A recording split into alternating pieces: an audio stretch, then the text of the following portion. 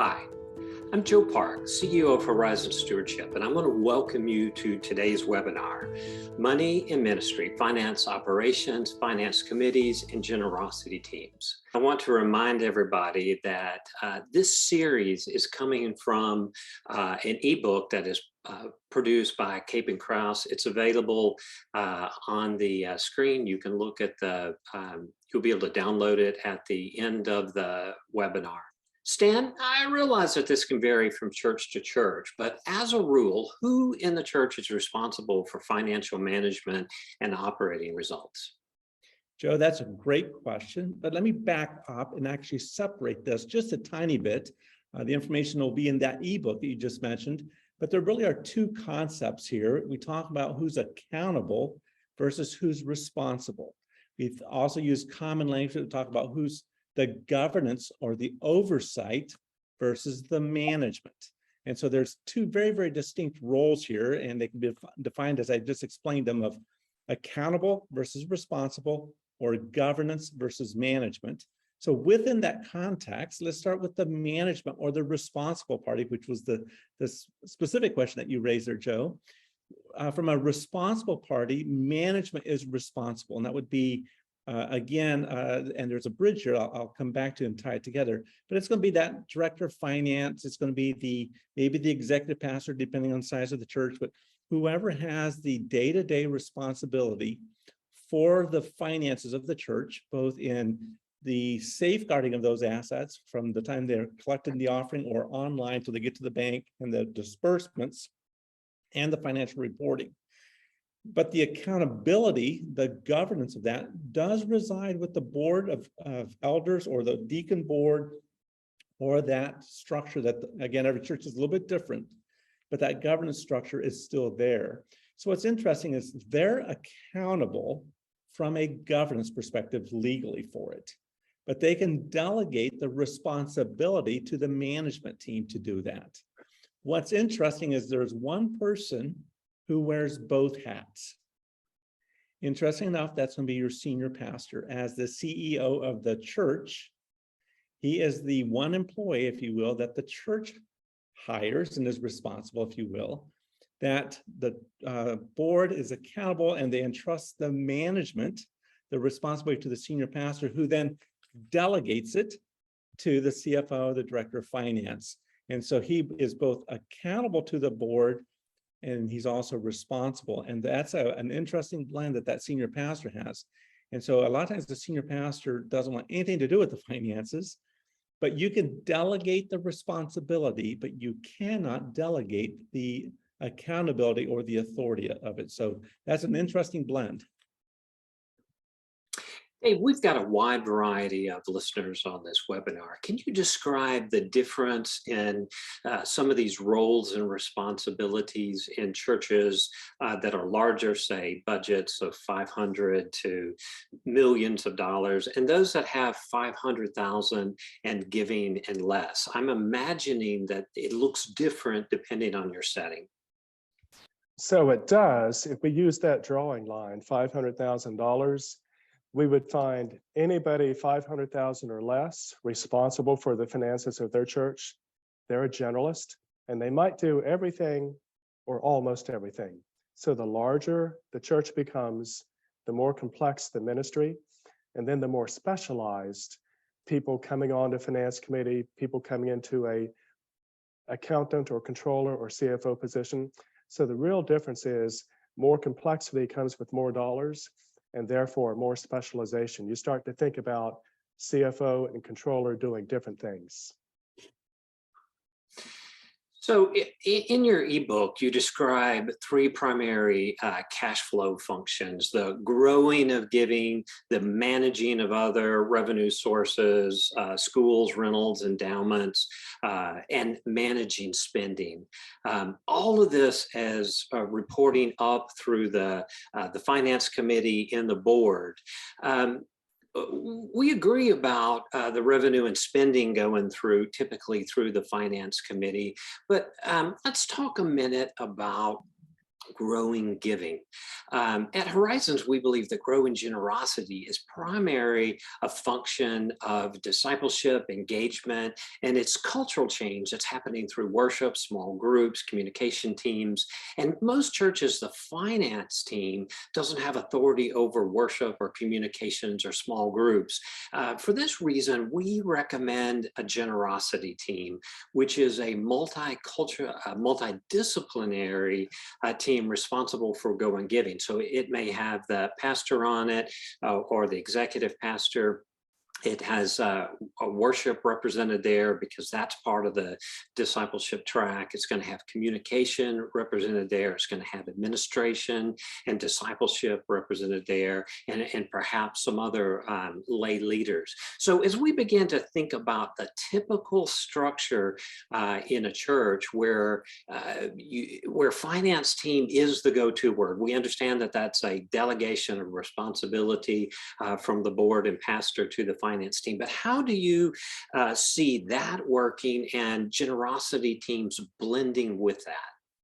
But I would say that I share your concern that for too long in too many places, too many churches, the generosity team and the finance team just do not connect. There's no overlap. There's no meeting together.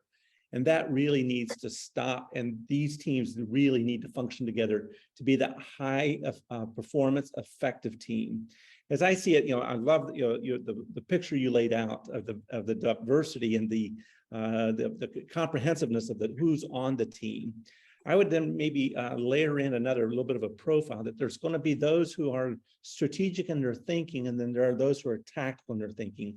Maybe more specifically, there's going to be those who are vision casters, those who are storytellers, those have a way to communicate and lend influence to motivate people to give. That's always a part of the generosity team.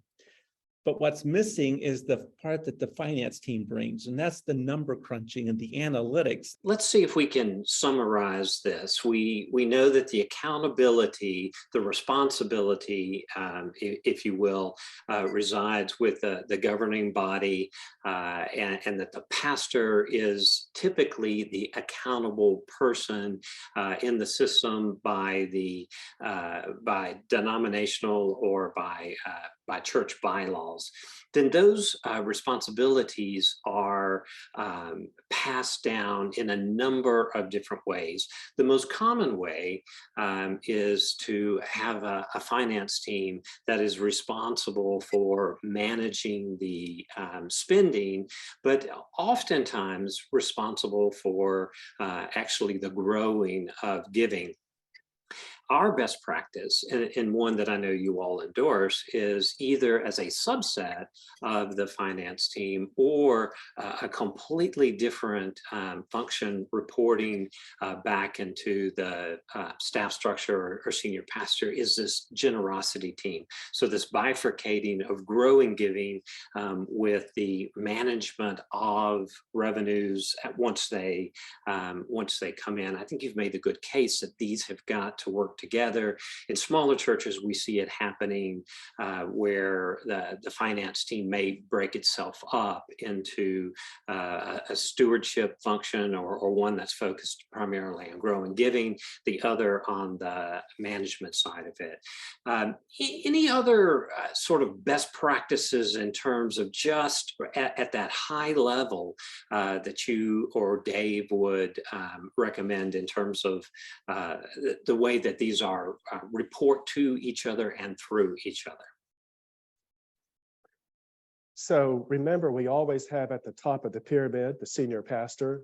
So that environment, that culture, that collaboration where the senior pastor brings different teams together, that's what we want here so that the generosity team can work with the finance team. Everybody's got a share of voice, if you will. So that's the key driver here, that the culture and leadership will foster that situation.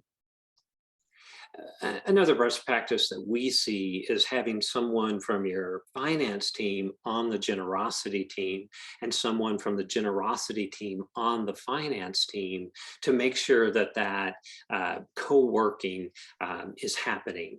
Now, so we've talked about the board, we've talked about the pastor's role, we've talked about the finance team and the generosity team. Let's pivot a little bit toward the staff.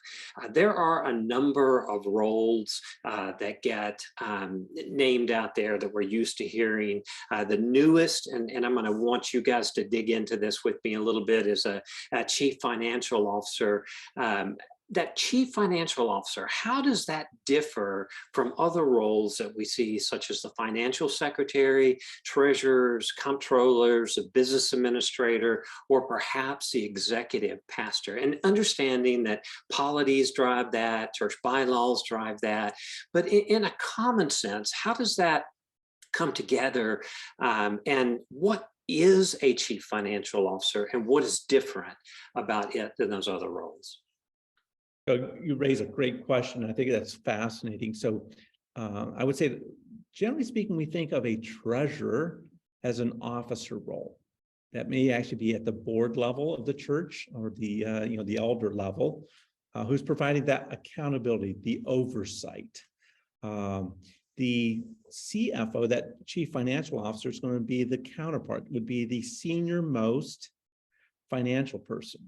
And again, we would then separate that chief financial officer from a controller, just like we would in a business setting.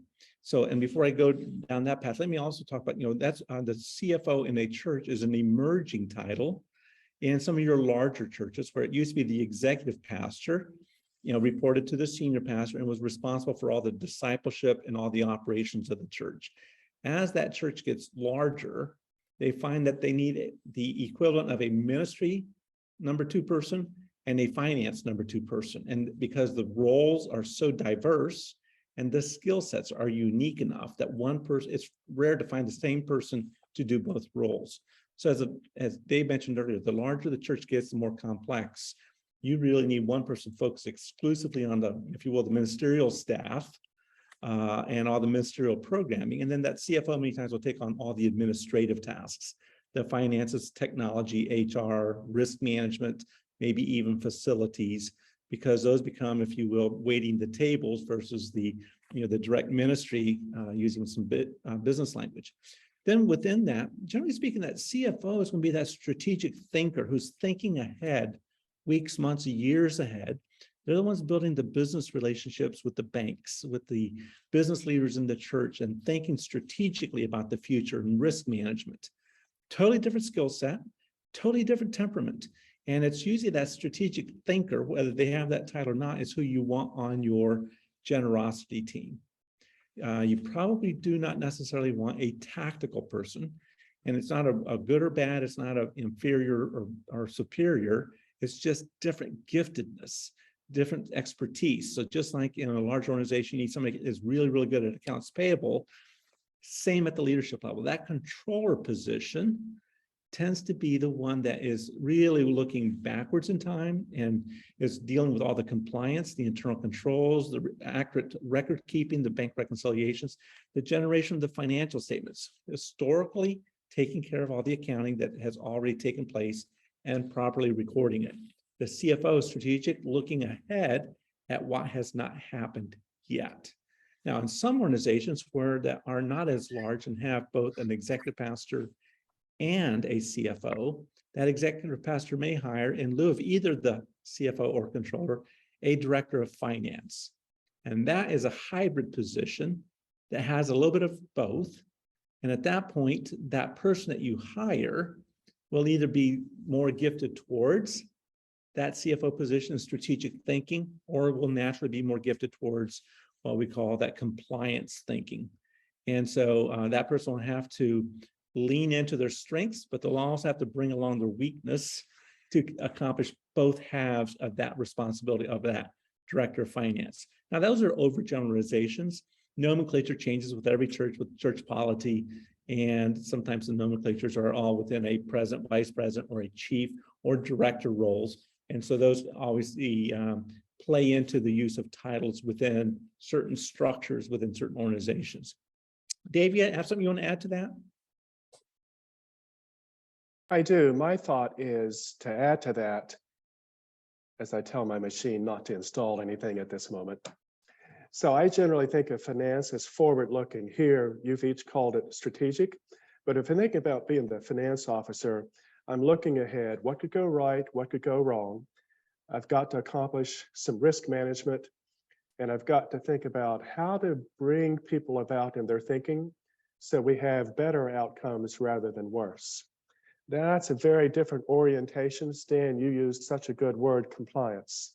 So often in our accounting and controller positions, we're looking at today's information, yesterday's information.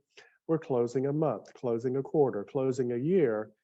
And that backwards orientation is necessary to get the transactions posted. But that is a very different temperament and skill set than looking ahead. So looking forward, looking ahead, strategy, yes, risk management. And if we do this and that, what good outcome might result? So the more specialized, the bigger, the more we can have that finance officer. So that really gets at what we're seeing as a pretty strategic changes in vital churches that are doing well, that are leaning forward, are taking roles that, if they're larger, probably were a business administrator that reported perhaps to the executive pastor, and reorienting that job to be more forward-thinking, more strategic thinking, and reporting typically directly to the pastor, unless it's an extremely large church. So we're really talking about shifting from a management, controller kind of financial secretary kind of thinking to something forward thinking. That is attainable in larger churches. As you begin to move into smaller and smaller churches, I wonder about resources that are out there for perhaps purchasing on a fractional basis, some of that forward thinking. At Horizons, we're, even though we've got 38 folks on staff, we're not quite large enough to have a full-time chief marketing officer that is doing that forward thinking, or a full graphic design team. And so what we do in our case is to purchase that fractionally. We have a person who is super talented, and I could never afford all of their time, but I'm able to buy a significant part of it. It happens to be a he, functions as a team member of Horizons. At Horizons, we're doing the same thing in the generosity development, where there are churches that are essentially outsourcing the leadership of the generosity team, or the guidance of the generosity team, to us at Horizons. In the accounting world and the finance world, is there such thing as a fractional CFO? And how would a church go about identifying that and also working it into their system if they're only fractional? Great question, Joe. And indeed, what you've just outlined of that fractional chief marketing officer, that's exactly what we're doing in our firm. Is we offer that chief financial officer, what we call that CFO advantage, that you can rent a CFO for as many hours a month as you need. And so, but we've gone beyond that, recognizing that a variety of organizations, might actually need other positions. So, we talked a little bit about maybe that director of finance, that it's kind of a split between the two, and that church had one, and now that person's gone. They're trying to replace that. Well, for the same amount of money, you can actually get a controller and a CFO that specialize in the two different pieces for the same price. That you may not find that skill set in the one person, you now have two people, which is really nice for churches and ministries, because now there's two people, two thought processes, and some continuity and overlap with vacations and just ongoing ministry activities. As we think about this for the smaller churches that, let's just take those churches under 500,000 in annual giving. Typically what I see is there's a church financial secretary who is pulling all the data together, and that is either reporting to an associate pastor or that information is being shared directly with the pastor and the finance team. How might a smaller church go about identifying someone that's a high skill set person, but that would be perhaps a volunteer for them in a role at the church? So one way to think about it is networking inside the church. If you were to go to your finance committee, your stewardship committee, generosity committee, who do you folks know that has come out of this kind of career and might be helpful to us on a volunteer or a small time basis? But generally, people know one another inside their finance, accounting, business industries. That is the first place to start. And then beyond that network, then you can generally find almost every zip code, bookkeeping firms, accounting firms, CPA firms, you get the idea. And more, even with the biggest accounting firms, the trend is towards consulting, solving problems, not just providing audits and accounting. So the trend is very much out there, but I would start networking inside committee, inside the church. Thank you, Dave. I think that's really helpful given the broad range of churches that we see.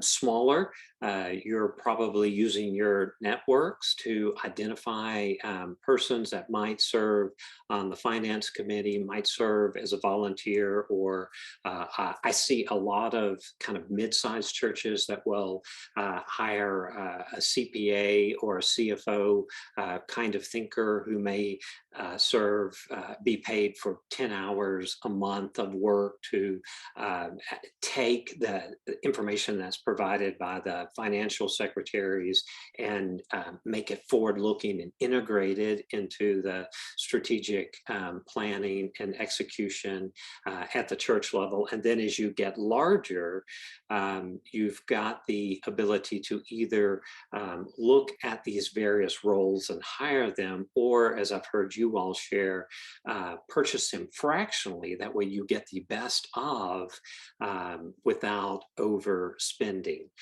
Before we switch from the roles position to some of the best practices, anything you guys want to share closing up that the role conversation? Yeah, Joe, let me just add another caveat, especially for the churches that are, as we're targeting right now, kind of that 500,000 annual budget. Here's maybe a strategic insight to think about, where resources are a little bit more tight. And so obviously the higher the skill set and the role of that person, the more expensive it becomes. And that expensive person really needs good data to make decisions on. And so it's more likely that you'll have a strong business person, accountant, strategic thinker in your church to help you as that volunteer CFO, if you will. Then it will be, that would be the strategic place to start. And you might consider maybe outsourcing the bookkeeping to, as Dave was mentioning, there's a lot of really, really good small church bookkeeping companies out there that do a really good job inexpensively. That way, you've got good, clean data, and then you bring in that volunteer to look at your data and extrapolate versus paying an expensive person to look at something, and then you find out the data is not any good because the bookkeeper wasn't doing it right. And so I would say, in my experience the last several years, that becomes my heartbreak, is when I see a church trying to do the right thing, and they hire that CFO either fractionally or bring in that business leader, and they're relying on data, but the bookkeeper is not doing a good job and their data is really, really bad. And then decisions are not made properly. So I would take a little bit of that money and make sure you have good, solid bookkeeping so that whoever your CFO, forward-thinking strategic planner has good data to work with, and especially at that size church, that's probably one of my key takeaways that I would recommend. So that's a perfect segue from the human to the technology side. We're really talking about going from looking back, using numbers and data as from a historical perspective to look back and see where we have been, to how do we use that data to cause us to move forward. I'm working with a church right now that has not had that good data hygiene. So we're trying to do some data analytics, and we're having to go back and recast some of the bookkeeping, essentially, so that technology can be our friend. So on that issue of technology, I'm just going to be a little transparent here with Horizons. Over the past 5 years, we have embraced technology. We moved from paper to digital, from analog kind of thinking to fully digital. There is an enormous amount of available technology out there. My experience with it is it's easier to identify the technology and lay out the process than it is to get everybody to buy into the idea. So before we jump into the specifics of technology, what wisdom do you all have as because I know you are transitioning your clients all the time from old technology to new technology, looking deeper and deeper into the data. But there's a human element that, this is the way we used to do it. This is what we're comfortable with. Is that really a good investment of energy? What do you say to churches that are looking to make these kind of moves? Yeah, Joe, that's a great point. And I'll let Dave really get into a lot of the technical. He actually leads a lot of these efforts with our clients today. But from just a philosophical, or whatever, I really call it a stewardship decision, that churches really need to look at two factors. One is stewardship of the resources that they have. Are they being the best steward possible? And I'm not talking about and let's use the analogy or the parable of the seeds, where we're not talking about the seed that falls on the trail that gets trampled. We're not talking about the ones that get scorched. We're talking about the seed that falls on good soil, and some of it yields 20% and 40-fold or 100-fold. How do we become a 100-fold church with our resources? And so one of those is, as the church grows and becomes, and expands its ministries, we don't want to keep adding labor costs to the back office unnecessarily, especially if they're doing non-value work. So we're hiring for labor that doesn't add value to a process. And that's just poor stewardship. And then, the second piece I say is God created us as individuals, human beings in his own image, very creatively. So why would we have a person do something that they struggle at, that a computer can do faster, better, cheaper, accurately, and then they don't get a chance to do what God created them to do? So it's not about eliminating positions. It's about getting people purpose in doing something that they are uniquely gifted to do, instead of doing something that the machine can do a whole lot better. Nobody is, walking across America today because we have cars and jets. So why would we keep doing that? And so it's the same thing in the business office. And so I am incredibly passionate about this. I talk to a lot of ministries and churches about the money that they're wasting on things that do not add value to their church or their congregation or the community. So how do we free that up so those people can actually have meaningful ministry and the church can expand ministry without adding more labor costs that doesn't add value? And so that's why we're so passionate about bringing in automation, digitization, and the whole technology platform, and creating what we affectionately call that tech stack. What software applications are very inexpensive. So one of those would be, the credit card management process. So churches have started using credit cards many years ago, both for receiving donations, but also to pay for expenses. Many staff members have those. I've done enough work with enough ministries that if you have 20 plus credit cards that are issued in your ministry, Generally speaking, if it's all paper-based, it'll take about 80 hours a month to get them all processed, reconciled, and paid every month. Well, if you get that automated, you're going to get it down under 10. Suddenly there's 70 hours of time every month that person can do something else, or you don't need to hire another person. Why wouldn't we do this and make it more simple for everybody? That's what we're talking about. It's not just for the sake of change. It's not just because technology exists. This is the widow's mite. This is kingdom opportunity. There's so much we need to accomplish. How do we leverage that dollar to make it go further, to add more value to our community, to our congregation, and to our, and to the broader kingdom? Let's talk for a second about technology on the stewardship side, the generosity development side. This is some of the most cost-effective software that's out there, data analytics, high-capacity giver identification.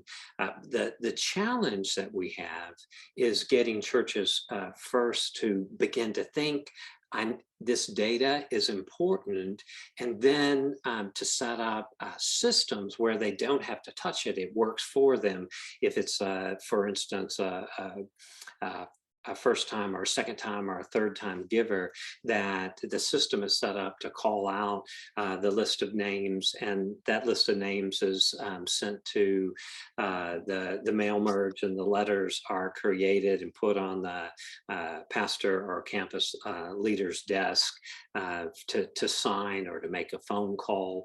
The idea of looking at donors giving against their capacity using public available data. Maybe the most basic challenge, and this gets back to you, is around the information that's provided to the finance team, to leadership, to staff, to the generosity team. If I think about most churches, what information the finance team is seeing around, or church leaders are seeing around cash flows, there's a few lines that have to do with the income of that, and there are pages and pages in regard to expenses. So it's really no wonder that so many of our leadership teams are focused on cost cutting rather than developing giving. There are basic sets of dashboards that have to do with generosity, how and where those incomes are coming from, whether we're growing donors, are we losing donors, what sort of concentration do we have around ages, around smaller donor segments funding larger pieces. How do you loop that kind of technology into your practice at Cape and Cross? So the way to think about it, you're alluding to some pretty good software out there, widely available inside donor accounting systems. And the gist of it is, to expand on your idea, there's not just one average number per giver in your church or in your ministry. There's a lot of averages. And at a minimum, in any given church, there's at least a binomial distribution. There's a group of high capacity givers with a very different set of giving traits than more the population at large. And the very first thing you learn to do and coach people through is to keep track of most, and then the few with that higher capacity, and they're thinking about it in different ways. And Joe, you guys are pretty advanced at this. You're seeing over time that people give less and less to indirect and more to direct. Like, I understand what this program is attempting to do, or I like this initiative, I buy in, I want to give money to that. Some people might call it a cause, or we'll think of it technically as restricted giving. And so that's the first couple of things to get a hold of. People tend to give more and more specific and less general, more towards a certain campaign or cause. And yet we need money for the entire purpose. One of the big challenges that we see in churches that are not using more advanced and modern systems like Rock RMS, is trying to get at that data, the skill set it takes to get at that data. So we have identified and vetted two software packages, Mortarstone and Tools for Church, that will lay on top of church management software systems and pull out that data and create dashboards so that your leadership can have as much information on giving as they do on spending. And that's really important, because if we think about the way that giving within the church is moving, what we know is about half of people on the rolls, half of households on the rolls don't give anything. Of those that do give, only half give more than $200 a year. So that means of the financial reports that the giving reports that you're sending out, half of those donors are giving you less than $200, and that is accounting for less than 5% of total giving. What we're seeing is between 10 and 15% of givers, and it does vary, are giving the majority of giving. And there are a lot of reasons for that. One is this dramatic wealth shift that we see, where the upper 1% has grown their share of the wealth from the bottom 90%, by 38% since 1990. So the high capacity donor is more and more important to the equation, and they have been trained by faith-based and other nonprofits to do that impact giving that you're talking about. So it isn't just what we're teaching in the church, it's also what they're receiving in the world. The second thing is how engaged people are. We know from studies of actual churches that have used data scientists to look at this, that donors that, I think most of us in our churches would say that if someone comes to worship at least once a month, that they're engaged in our church. So that donor that comes 1 to 2 times a month, on average, is probably giving you 1% of their income. If they come 2 to 4 times a month, they're giving you about 2% of their income. But if you have them engaged in a hands-on small group, or they're serving in a ministry on a regular basis, they're giving you between 3 and 4%. So discipleship is a huge piece of it. The wealth shift is a huge piece of it. And what nonprofits are doing, really outperforming churches when it's coming to giving. And I know you guys work on both sides of this aisle, but the government does a big study, and they report that 69% of all giving, charitable giving, is religiously motivated, but only 29% is coming to the church. So there's this huge gap. And it's that gap that we at Cape of Crowns, we at Horizons, are wanting the local churches, through effective use of technology, through getting the right people, the right leaders on your finance generosity leadership teams, hiring the right people in your administrative functions to help you be forward-looking, because we see that the churches that are doing that are thriving. There's about a third of churches that it's the best of times for them. And there's only a small amount that are kind of staying in the middle. The rest are in decline, and we know it doesn't have to be that way. Thank you for joining us, and we'll be doing more in the future.